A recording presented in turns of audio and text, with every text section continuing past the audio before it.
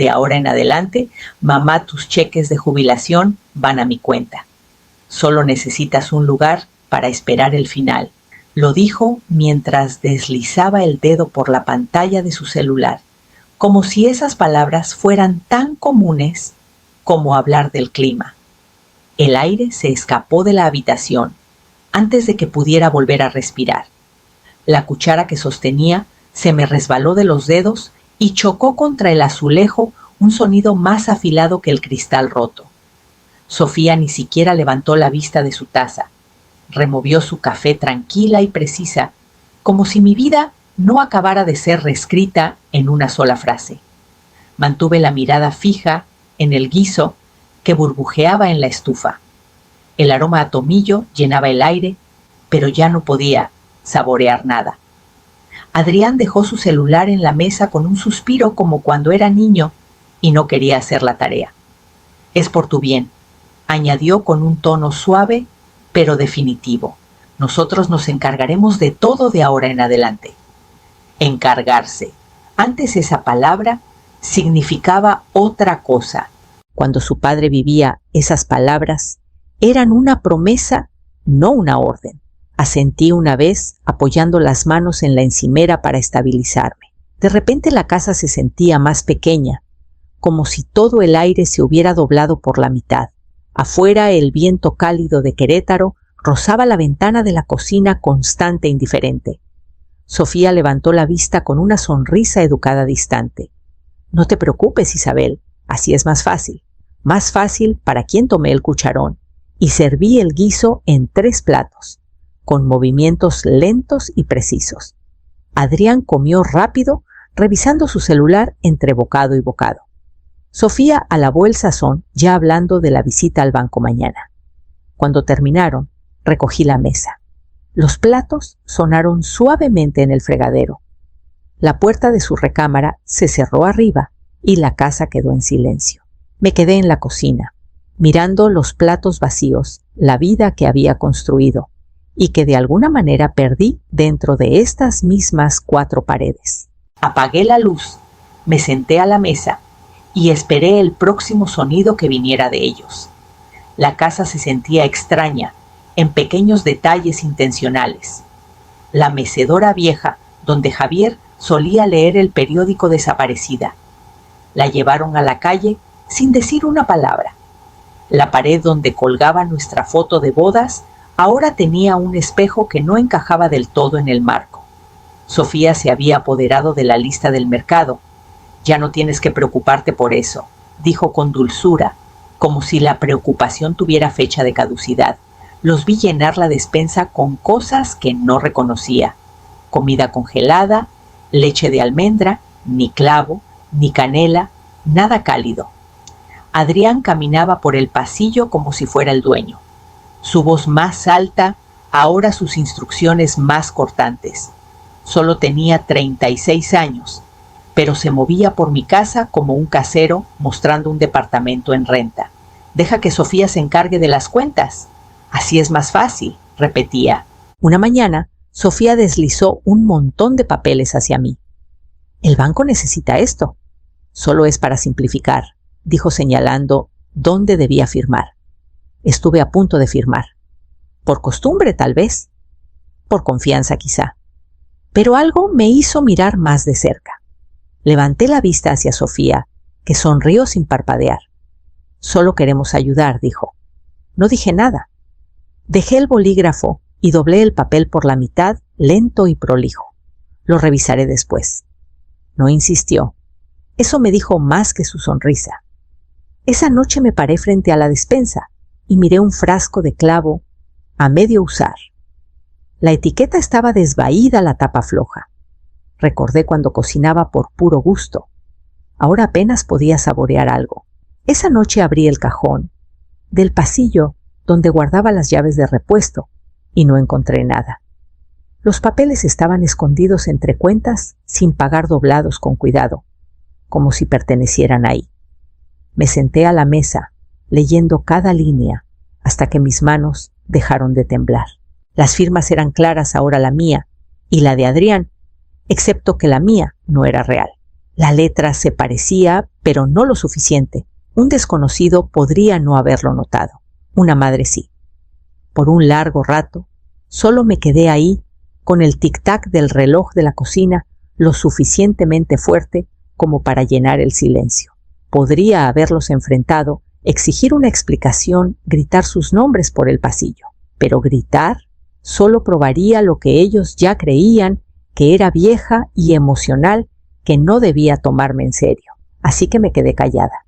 Y pensé, esa tarde, mientras estaban fuera, tomé una bolsa para congelador del cajón, metí los documentos falsificados dentro y la llené con agua del grifo. La sellé, saqué el aire y la puse plana en el congelador. Al ver el agua asentarse alrededor de los papeles, sentí una calma extraña. Algunas verdades necesitan mantenerse frías antes de estar listas para ser vistas. Cuando cerré la puerta del congelador, empecé a cocinar. El guiso se cocía a fuego lento, como a Javier le gustaba. Pelé duraznos, los corté en rebanadas finas e hice un postre de durazno con masa crujiente. Para cuando Adrián regresó, la casa olía como antes cálida acogedora. Se sirvió una copa de vino y sonrió. ¿Terminaste los papeles del banco?, preguntó. Me limpié las manos con un trapo y lo miré. Sí, dije suavemente.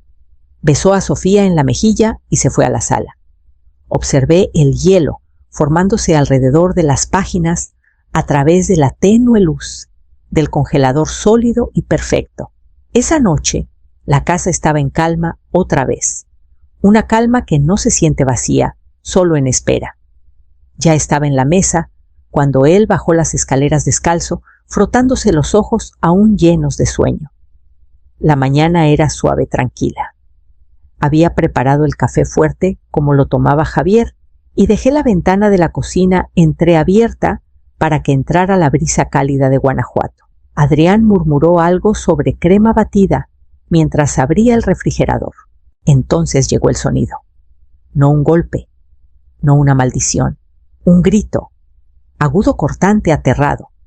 El tipo de grito que surge antes de que la mente tenga tiempo de razonar. No me moví. Observé su sombra a través del cristal de mi taza. Tropezó hacia atrás, señalando con la voz quebrada. ¿Qué demonios es esto? Sofía llegó corriendo. ¿Qué pasó? Volvió a señalar. En el congelador. ¿Qué es esto? Ella abrió la puerta despacio. Cuando vio el bloque de hielo, dio un paso atrás. Dentro las firmas falsificadas flotaban perfectamente visibles. La tinta se había corrido un poco en el frío, suavizando los bordes, pero no lo suficiente como para ocultar la verdad. Sofía me miró desde el congelador. Abrió la boca, pero no salió ningún sonido. Me levanté lenta y deliberada, limpiándome las manos en el mandil. Pensé que te gustaba el postre de durazno, dije. Luego caminé hacia la encimera y tomé las manzanas. Una por una las pelé dejando que las cintas finas cayeran en la tabla. Nadie dijo nada. Adrián cerró el congelador demasiado rápido y el electrodoméstico gruñó por la succión. Sus manos temblaban. Sofía cruzó los brazos. Su mandíbula se tensó, pero no levanté la vista. Corté otra manzana, luego otra. Mis manos se movían como antes, firmes y calmadas. La casa permaneció en silencio, como si incluso las paredes estuvieran escuchando. Cuando llegué a la última manzana, me detuve solo por un momento y giré el cuchillo hacia el corazón de la fruta. Las nuevas cerraduras sonaban más fuerte que las viejas. Las escuché esa mañana, el metal encajando en su lugar, los cerrojos girando la puerta principal de pronto desconocida. Sofía me dio una llave de bronce pequeña mientras doblaba la ropa. Solo para tu recámara, dijo demasiado alegre. Por seguridad, claro. La tomé sin decir nada. La deslicé en el bolsillo de mi mandil. Esa noche puse la llave en el tocador y no la toqué de nuevo. A medianoche, cuando la casa finalmente estaba quieta y los tablones dejaron de crujir, me puse las pantuflas y me senté junto a la ventana con el celular. Todavía recordaba su número Mateo Vargas. Trabajamos juntos hace décadas, cuando organizaba colectas para la escuela, y él era gerente de la sucursal bancaria en San Miguel. Contestó al segundo timbre. Isabel. Su voz era más vieja, pero seguía siendo amable. «Necesito mover mi cuenta», dije. En silencio, sin acceso compartido. No preguntó por qué. Tal vez no hacía falta. Para cuando salió el sol, mis fondos de jubilación tenían un nuevo hogar, protegidos intocables míos. En el desayuno, Adrián mencionó algo sobre pasar por el banco más tarde para ajustar unas cosas. Asentí cortésmente y me serví otra taza de café. Sofía me miró entrecerrando los ojos. «¿Estás bien, Isabel?» «Estoy bien», dije. Ella miró la llave, sin tocar en el tocador, esa mañana, y de nuevo, esa noche, cuando pasó por mi cuarto. La vi detenerse solo un segundo de más, con la boca temblando, como si quisiera preguntar algo, pero no se atrevió. Dejé la puerta entreabierta. Después de eso, no por confianza, no por bienvenida, solo lo suficiente para recordarles esta seguía siendo mi casa, y yo seguía aquí. La cena ahora llegaba en una charola, no porque yo lo pidiera, porque ellos decían que debía descansar más. Adrián dejaba el plato en la mesita de noche. «Últimamente has estado olvidando cosas, mamá». Sofía añadía: «Solo queremos mantener las cosas simples». Luego venían los susurros en el pasillo. Palabras como residencia y cuidado a largo plazo. Hablaban con cuidado como se habla alrededor de alguien que creen que ya está desvaneciéndose. Asentía, sonreía, comía despacio. A veces dejaba que la comida se enfriara. Dejaba que pensaran que me estaba reduciendo. La verdad estaba escondida en el closet, debajo de los suéteres que no había usado en años. Dentro de una bolsa de lona con el cierre roto estaban los ahorros que había guardado desde antes de que naciera Adrián, envueltos en calcetines de lana, metidos en un molde para pay que nadie usaba, billetes viejos, aún crujientes, aún míos. Esa noche desenvolví el dinero y lo extendí sobre la cama. No era mucho para los estándares de hoy, pero suficiente para empezar. Usé el celular desechable que Mateo me había dado, le envié los números de cuenta, los pasos, las cantidades. Trabajamos despacio, noche tras noche. Cada mensaje suyo era corto, limpio, preciso. Confirmado. Transferencia completa, cuenta protegida, sin acceso conjunto. Nunca salí del cuarto. No hacía falta. Cada vez que Sofía pasaba, me veía tejiendo mirando al techo o dormitando en mi silla. Pero mientras ellos manejaban el mercado, las cuentas, los muebles, yo estaba redirigiendo el futuro. La escuché por teléfono una tarde. Una vez que se venda la casa, estaremos libres. Ni siquiera se dará cuenta de que se fue. Ese fue el momento en que supe que tenía que actuar más rápido. Porque mientras me servían la cena, como a una paciente, ellos planeaban su salida y dejarme atrás. Sofía entró a mi cuarto con una carpeta apretada contra el pecho. Adrián la seguía como una sombra pegada a sus talones. «Solo unos documentos finales», dijo, dejándolos en la mesita junto a mi cama. «Cosas de rutina. El banco, el seguro, ya sabes». Ajusté mis lentes y abrí la carpeta. Las páginas eran gruesas y estaban perfectamente apiladas. Cada línea de firma tenía mi nombre escrito debajo.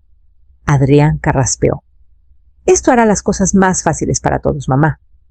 Asentí pasando las páginas una por una. Mi pluma se quedó un momento sobre la primera línea. Luego firmé. 1 vez. 2. 3. Sofía suspiró sonriendo como si acabara de resolver algo importante. «Gracias, Isabel. Sabía que entenderías». Sonreí de vuelta. No notaron la diferencia, la pluma que usé, la ligera variación en mi firma, el hecho de que cada página que me dieron no tenía valor legal. 2 días antes ya había hablado con una abogada de una fundación para mujeres. Llegó disfrazada de vecina trayendo un pay de bienvenida. Su auto se quedó estacionado a 2 calles, con el motor aún caliente. Nos sentamos en la cocina con los papeles extendidos entre nosotras. El lenguaje era claro. La casa, la cuenta, los ahorros, todo ahora protegido bajo mi nombre y transferido al fideicomiso. No se podía vender sin mi aprobación por escrito. No se podía transferir sin pasar por él. Cuando la abogada se fue, llevó los documentos firmados en su bolsa sellados y notariados. La acompañé al porche con el corazón tranquilo. Así que cuando dejé la pluma esa noche y le di a Sofía su carpeta, no sentí miedo, solo plenitud. Ella recogió los papeles con cuidado, me agradeció de nuevo y salió del cuarto. Escuché a Adrián susurrar algo sobre llamar al agente inmobiliario por la mañana. Me recosté contra la almohada, crucé las manos y escuché sus voces apagadas desvanecerse por el pasillo. Para el amanecer, el acto final ya había comenzado. Estaba sentada en la mesa de la cocina, removiendo mi té, cuando Adrián entró como tormenta. Su rostro estaba rojo, su respiración cortante y su celular temblaba en su mano. «¿Qué hiciste?», gritó. No respondí de inmediato. Solo levanté la vista y luego volví a mi taza. Golpeó el celular contra la encimera. El banco llamó. Dijeron que hubo actividad inusual, que alguien cambió la cuenta beneficiaria sin notificarnos. Levanté una ceja. Inusual. Sofía entró detrás de él descalza con el rímel aún corrido por el sueño. Me miró como si fuera algo amargo en su boca. El agente inmobiliario llamó. Dice que la casa no se puede vender, está en un fideicomiso. Tomé otro sorbo de té. Falsificaste esos papeles, solo para obtener nuestras firmas, ¿verdad?, acusó. No falsifiqué nada, dije. Solo les di lo que pidieron. Adrián se inclinó sobre la mesa. No tenías derecho. Lo miré a los ojos entonces. Ustedes querían control, solo no preguntaron de quién. Sofía maldijo por lo bajo, paseándose como animal enjaulado. Adrián se quedó inmóvil, aún procesando. Podía ver cómo se deshacía en su cabeza meses de planificación, puertas con llave, papeles manipulados. Todo construido sobre la suposición de que no me daría cuenta, de que no actuaría. Pero lo hice, y ahora la casa, los ahorros, las cuentas eran míos otra vez. No en teoría, no sentimentalmente, legalmente. Adrián parecía un niño que acaba de dejar caer algo valioso y no sabe cómo recogerlo. Sofía salió de la habitación sin decir nada. Él no la siguió. En cambio, jaló una silla frente a mí y se sentó despacio. Su voz era más baja ahora. ¿Por qué? Observé el vapor subir entre nosotros. Porque el silencio era lo único que alguna vez escuchaste. No lo dije. No hacía falta. Afuera un auto se estacionó en la entrada. Alguien más estaba a punto de aprender lo que no se podía deshacer. No llegaron con sirenas. Solo dos autos silenciosos y deliberados entrando al camino como visitantes que ya conocían el rumbo. Me quedé junto a la ventana viendo a los oficiales bajar. Sin prisa, sin confusión, solo confirmación. Sofía los vio a través del cristal de la puerta principal y retrocedió como si el suelo se hubiera movido. Se giró hacia Adrián. ¿Qué hiciste? No respondió. Estaba demasiado ocupado mirando el papel en su mano, la carta que dejé junto al refrigerador con la lista de números de cuenta y fechas. Abrió la boca, pero no salieron palabras. Cuando tocaron, abrí la puerta. Isabel Torres, asentí. Soy yo. Queremos hablar con Sofía y Adrián Morales. Me hice a un lado. Están en el pasillo. Sofía intentó decir algo sobre que todo era un error, una disputa familiar. Uno de los oficiales leyó de una tabla evidencia de falsificación, malversación de fondos de jubilación, falsificación de documentos legales. Su voz se quebró antes de que llegara a la segunda negación. Le pusieron esposas. No se resistió. Las protestas de Adrián fueron más ruidosas, más teatrales. No entienden. Es un malentendido. Ella es mayor. No recuerda las cosas con claridad. Un oficial se volvió hacia él con calma. El banco sí. Y también la grabación de seguridad del último mes. No me inmuté cuando lo sacaron. Su voz se desvaneció antes de que cerraran la puerta de la autopatrulla. Dentro la casa se sentía más amplia, más grande, no porque estuviera vacía, sino porque por fin podía respirar sin permiso. Me senté en la mesa de la cocina y pasé los dedos por el borde de mi taza. Todo estaba quieto, sin cerraduras, sin charolas, sin sombras pasando por la puerta, solo silencio. Caminé por el pasillo y toqué la pared donde habían colgado su foto de bodas. El clavo seguía ahí. No lo quité. Algunos huecos necesitan verse. Esa noche saqué mi viejo diario y abrí la última página vacía. Las cortinas volvieron a moverse, no solo porque el viento las empujaba, sino porque por fin las dejé. Por semanas, la casa había contenido el aliento. Ahora exhalaba. Abrí cada ventana, cada puerta. Caminé por cada cuarto, no como fantasma, sino como la mujer que vivía ahí. El cuarto donde alguna vez me encerraron, donde comía de charolas y escuchaba susurros a través de las paredes, lo transformé en algo más. Encontré una silla de segunda mano, puse una lámpara, apilé libros en una mesita. Se convirtió en un rincón de lectura, un lugar para sentarme y pensar, no para encogerme. La primera mujer que llegó a quedarse se llamaba Verónica.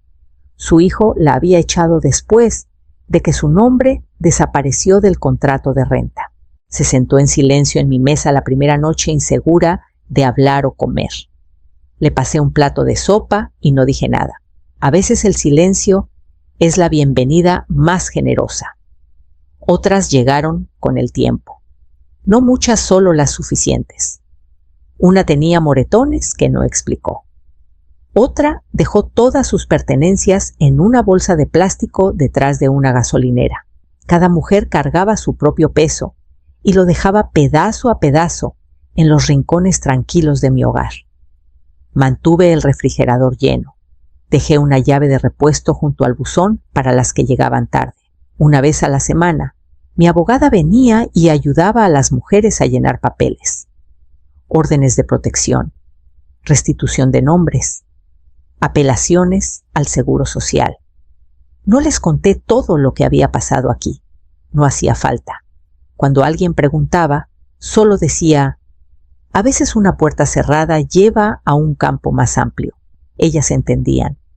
Y cuando me sentaba junto al limonero en el patio trasero, ya no buscaba fantasmas, buscaba flores. La casa alguna vez una jaula respiraba de nuevo, no porque hubiera expulsado el dolor, sino porque dejé entrar algo más. Para la primavera, alguien había pintado el buzón. Nunca pregunté quién.